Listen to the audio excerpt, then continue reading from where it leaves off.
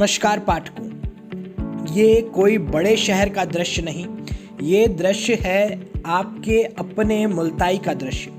मुल्ताई में बैतूल जिले का सर्वप्रथम सर्व सुविधा युक्त मल्टी स्पेशलिस्ट अस्पताल क्रिश मेमोरियल हॉस्पिटल अब जीवंत रूप ले चुका है।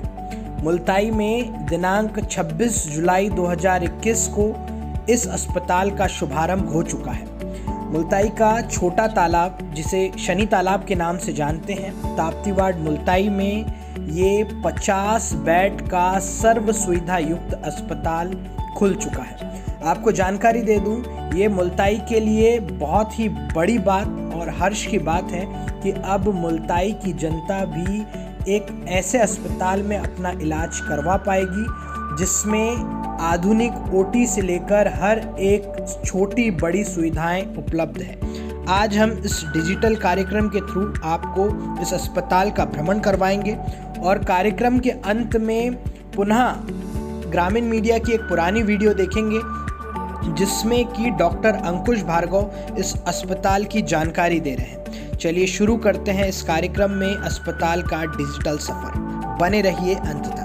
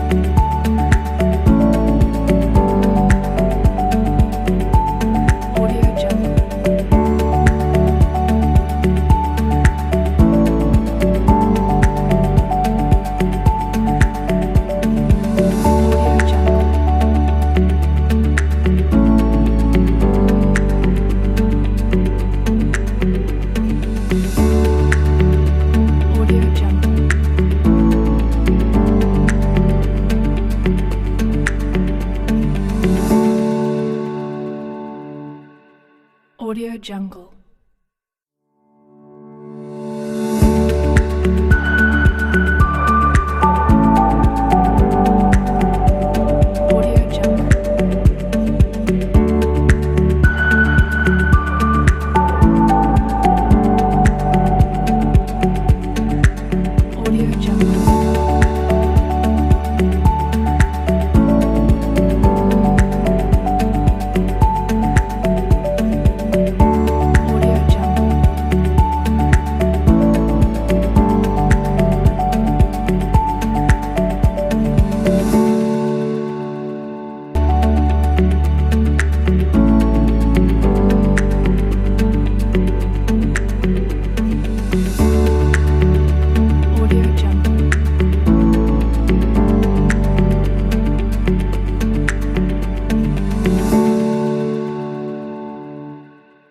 Audio Jungle.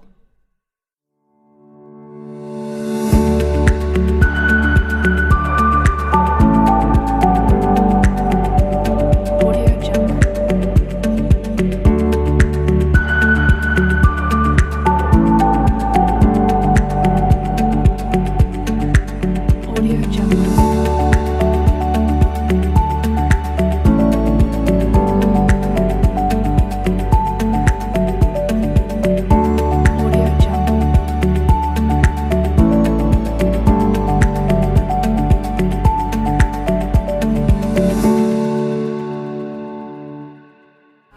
मैं डॉक्टर अशोक कुमार भार्गव मुल्ताई में 1980 से मैं अपनी प्राइवेट प्रैक्टिस कर रहा हूँ और मुल्ताई और मुल्ताई के आसपास के ग्रामीण लोगों को चिकित्सा सुविधा उपलब्ध करा रहा हूँ। जी सर, मैं आपसे जानना चाहूँगा कि एक मुल्ताई में सबसे बड़ी समस्या स्वास्थ्य की थी, ना यहाँ अच्छे डॉक्टर थे, और अस्पताल की कह ली जाए तो यहाँ से सिर्फ एक ऑप्शन नागपुर था जहाँ पे जाते जाते लोगों की अक्सर जान चले जाती थी। तो किस तरीके से ये कॉन्सेप्ट आपके दिमाग में आया, किस तरीके से अस्पताल की नींव रखी गई, क्या इसके पीछे का कारण है? अस्पताल के पीछे सबसे बड़ा तो सोच मेरे ग्रैंडफादर की थी। जैसा आपने बताया कि पूर्व में मेरे पिताजी की मृत्यु प्रॉपर सही चिकित्सा नहीं मिलने की वजह से हुई थी। उसी वक्त मेरे दादाजी ने तय कर लिया था कि वे मुझे डॉक्टर बनाएंगे जी।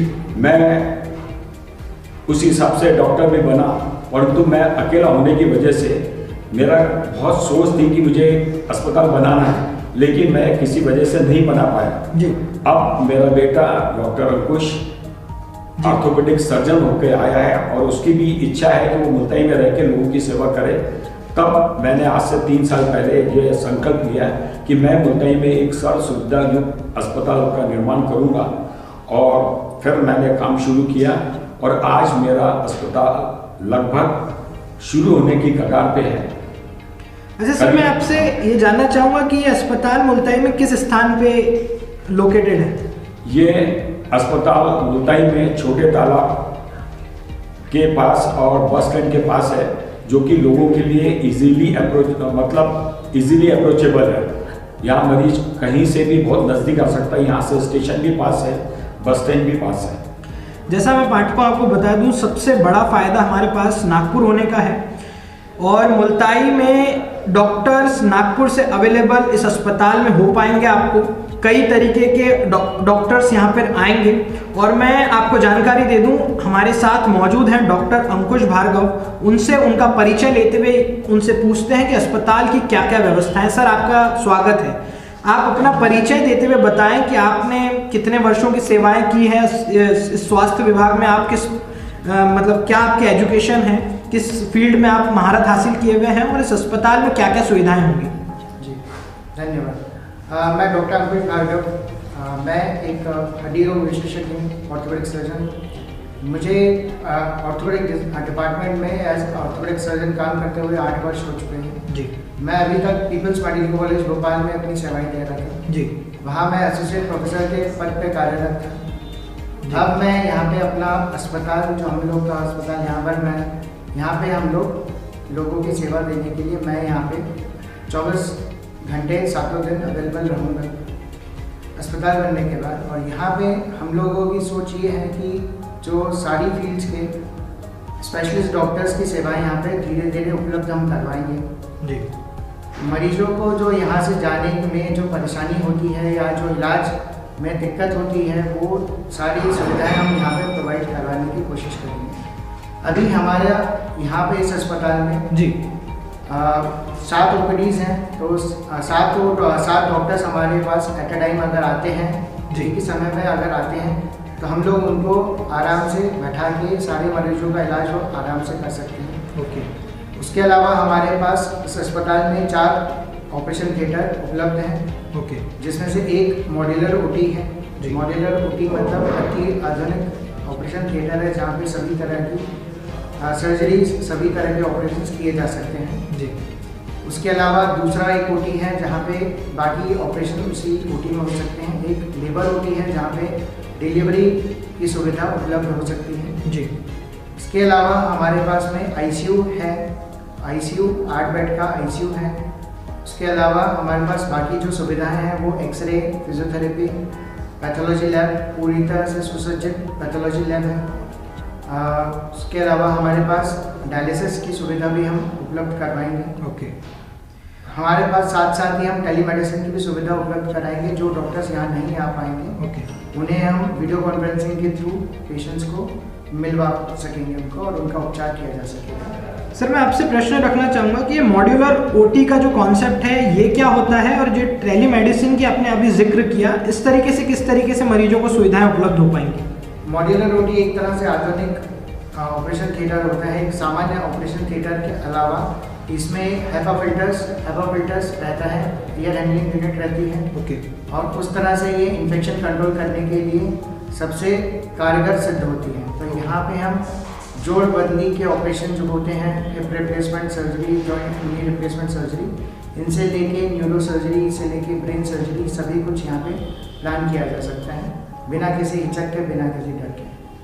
और जो आपने बात किया टेलीमेडिसिन का, टेलीमेडिसिन से मेरा तात्पर्य ये था कि जो सर्जन सब जो डॉक्टर्स या जो सर्जन सपोज इंडिया में ही 2-3 हैं जी, जैसे ऑन्को सर्जन की हम बात करें या फिर एंडोक्राइनोलॉजिस्ट की बात करें, जो कि पूरे शहर में एक होते हैं, बड़े शहरों में, इवन नागपुर जैसे शहरों में एक या 2 होते हैं जी, जो समय नहीं दे पाने के कारण सभी जगह उपलब्ध नहीं है और दूर की वजह से मरीज उन तक नहीं पहुंच पाते हैं। तो उन्हें हम वीडियो कॉन्फ्रेंसिंग के थ्रू हमारे डॉक्टर्स के साथ कोऑर्डिनेट करते हुए उनकी हम एक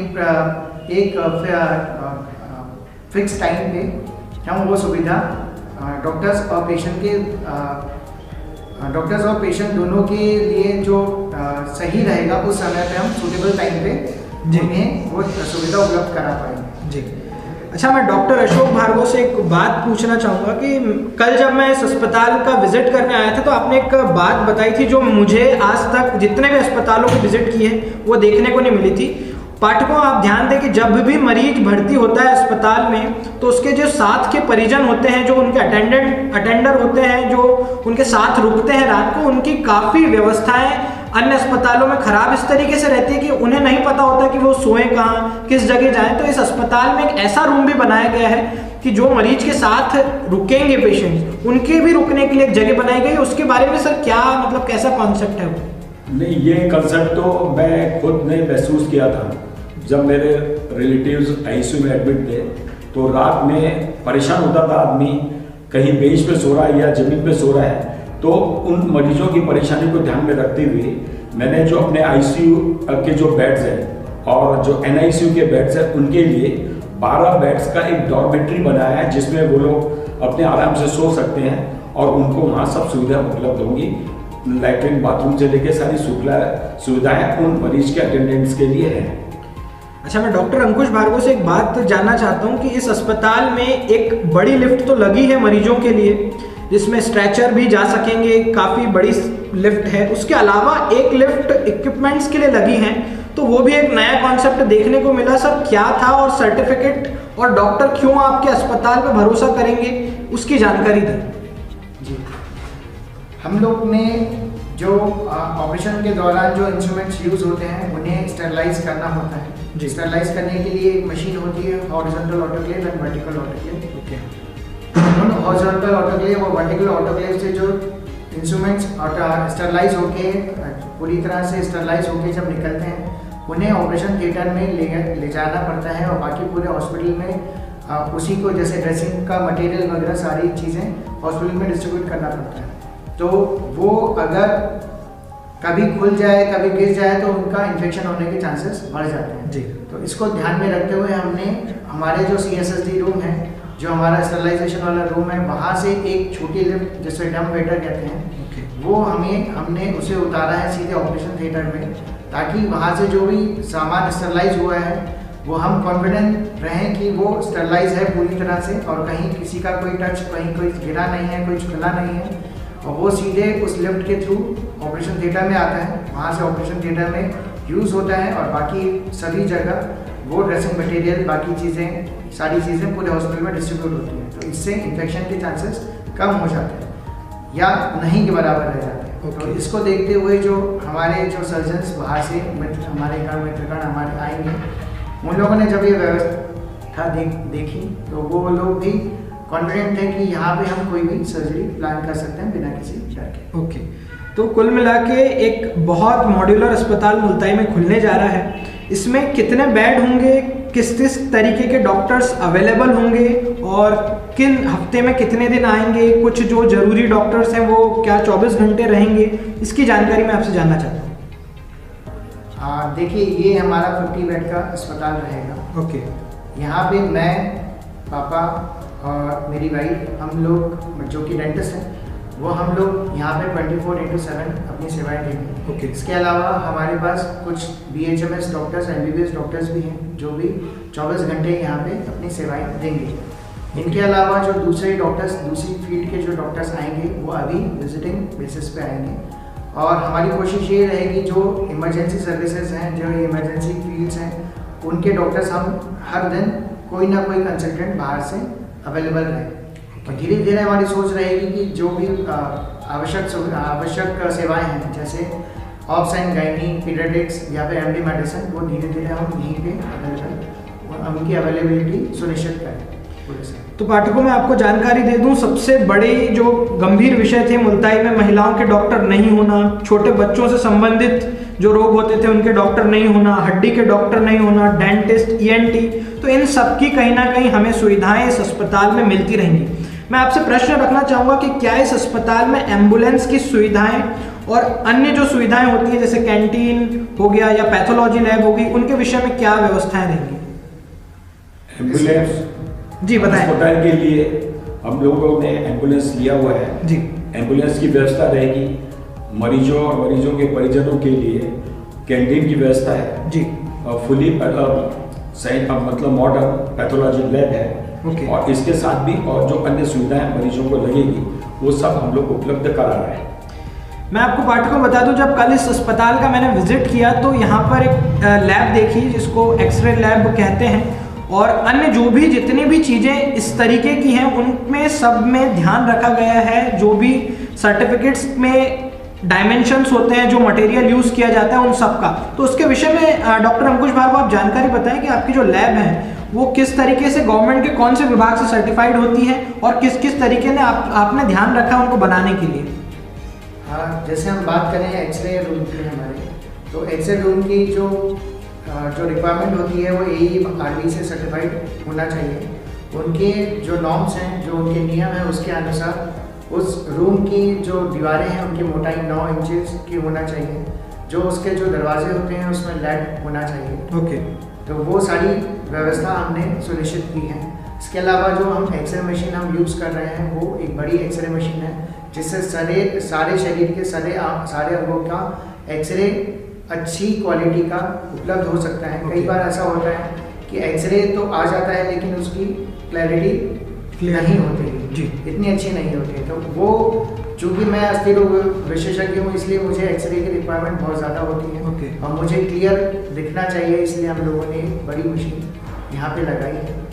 उसके अलावा हमने जो एक्सरे हमारे टेक्नीशियन रहते हैं उनकी स्वास्थ्य को सुनिश्चित, उनके स्वास्थ्य को कोई नुकसान ना हो, इसलिए इसे सुनिश्चित करने के लिए एक अलग से एक्सरे का कंसोल रूम बनाया है जिसके अंदर जाके वो अपना एक्सरे शूट कर सकते हैं, जिससे उनके शरीर पर एक्सरे किरणों से होने वाला नुकसान उनके शरीर पे नहीं होगा।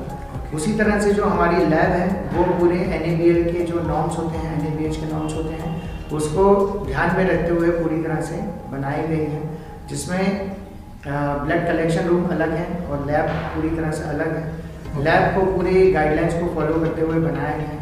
ओके। तो इसमें सारी मशीनरी हमारी उसी स्टैंडर्ड की और सब कुछ यहाँ पे हम सारी पैथोलॉजी जो जांचें हैं वो हम यहाँ पे करवा सकते हैं।